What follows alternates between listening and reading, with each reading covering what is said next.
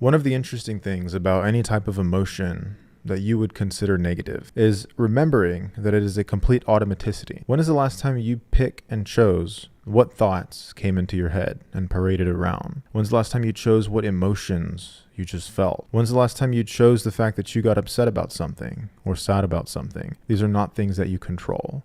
However, you can, to some degree, interface with them differently.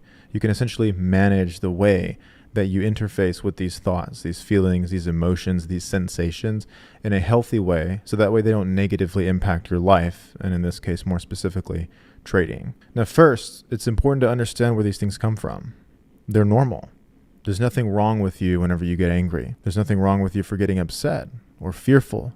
If you're watching the charts, you're seeing a trade go into drawdown, then you're getting upset because you, quote, broke your rules in trading and you didn't do what you thought you should have done, and it ends up turning into a losing trade, or a profitable trade turns around and results in break even, and then you're upset with yourself or even mad. The interesting thing here to consider is the fact that whenever you feel these emotions wash over you, the second order consequence of that is you get to decide whether or not you're going to act on those emotions spontaneously.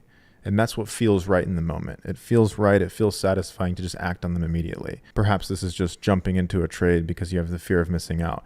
Perhaps this is closing a trade because you're mad and you're upset at yourself for entering it in the first place, and now it's going into drawdown. Or instead of acting on that emotion, you can choose to just accept the fact that you feel angry and then do nothing. Now, as simple as that actually is, yes, it's hard to actually do when it comes to practice.